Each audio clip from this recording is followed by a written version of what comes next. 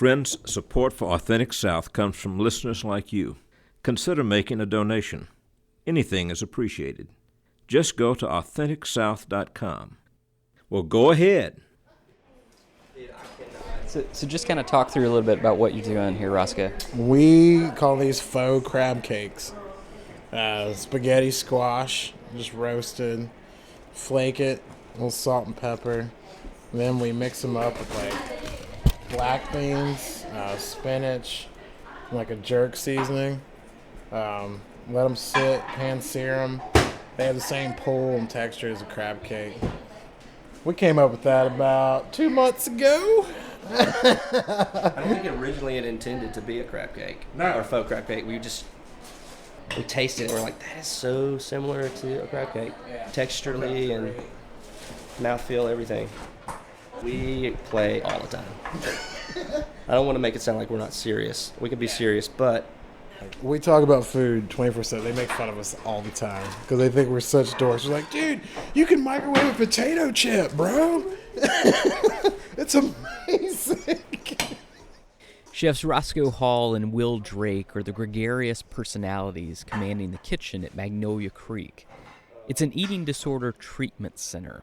It's set on 40 bucolic acres off of a dirt road in Chelsea, Alabama, about 20 miles southeast of Birmingham. I'm Tanner Latham, and this is Authentic South. It's a storytelling podcast that explores Southern culture through music, art, the land, interesting characters, and food. Lots and lots of food. When Roscoe mentioned the microwave potato chips, the three of us began riffing on one of the classic uber foodie questions: to microwave or not to microwave. The whole conversation we were having is just representative of the state of mind so many of us inhabit these days. We're food obsessed. Call us foodophiles. Just watch 5 minutes of one of several 24-hour food channels, or simply take a quick scroll through your Facebook and Instagram feeds. We document our lives by the meals we snap with our smartphones. Take a picture and post. Take a picture and post. I'm just as guilty as the next guy. But think for a second. What if, instead of being enamored with food, you actually believed that food was the enemy? My name's Rebecca. I've been here for a little over a month.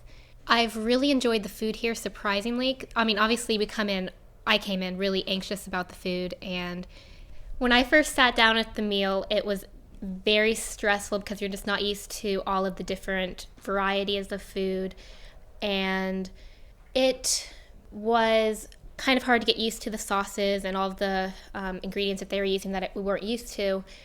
But over time, I've actually come to appreciate all of that, and I'm really grateful that they do all of that stuff in the kitchen and present the food in that way. It's been challenging, but it's been helpful.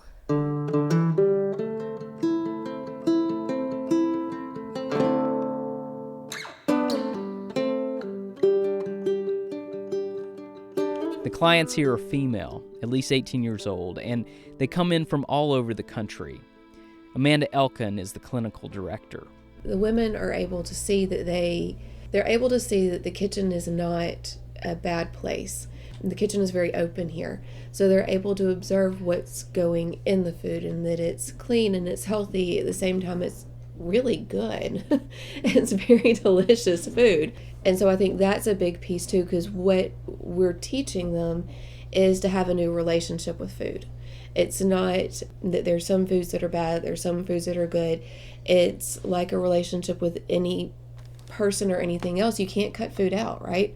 So you've got to have a new relationship, and the chefs are a huge part of bringing some of the spark back into that relationship. For both Roscoe and Will, food is a part of their genetic makeups. Roscoe is a member of barbecue royalty in the South. His grandfather, John Big Daddy Bishop, started Dreamland Barbecue in Tuscaloosa in 1958.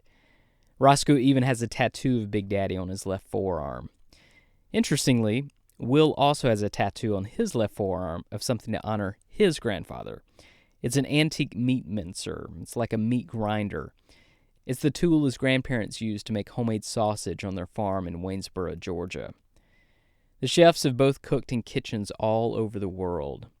And they both talk now about how this is a pretty sweet gig, that they're not just playing around with spaghetti squash and microwave potato chips. They're actually helping to teach women how to eat again. Here is Amanda Elkin, followed by Magnolia Creek's executive director, Mike Salter. What kind of feedback do you get from the clients with regards to Will and Roscoe? Those guys are really funny, they're a big personality. They love them. They do. They love them, Roscoe. They really do. A lot of the feedback comes from women who come in here and are like, I don't know about the food this is not my cup of tea. I'm really scared. I'm really anxious about coming into treatment in the first place. And they sit down at the table a couple of times and are like, you know what? This is not that scary. And I'm hearing the chefs cut up from down the hall. And I'm seeing it. They're having a good time and laughing. And you know what? There's joy going into the food. And I think that radiates in the plates that are put on the table. Absolutely. It's dinner and a show. It's dinner and a show. Every meal is dinner and a show. Great food. The joy just radiates, and that's that healing process in just another face. That's therapeutic. That's as therapeutic as it gets right there.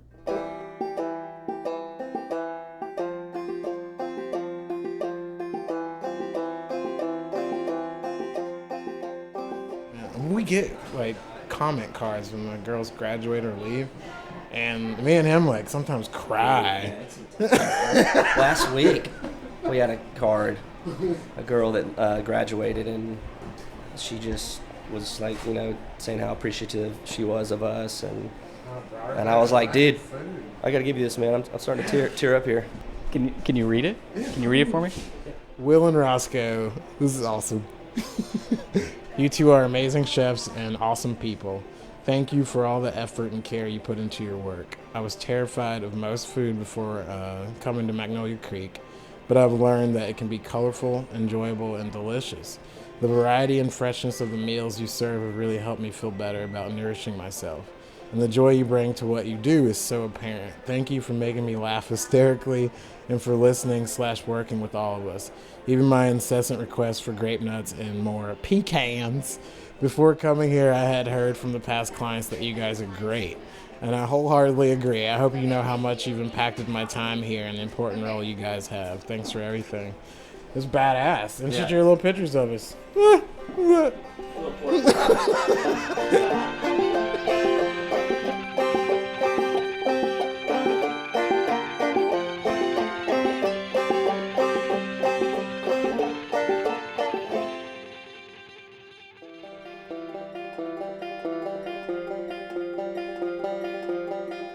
I'd like to thank Will Drake, Roscoe Hall, Amanda Elkin, Mike Salter, and all the good people out at Magnolia Creek.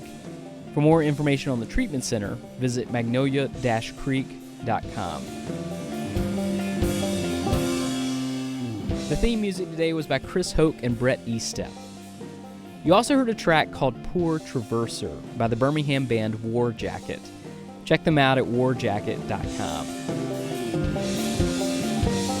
And for photos and to hear other episodes, click on over to AuthenticSouth.com. This is the new food trend. Microwave potato chip. No deep fryer needed. There you go. Let's see. Be honest. Oh yeah, it's good. No, it's good. Until we go south again, thanks for listening.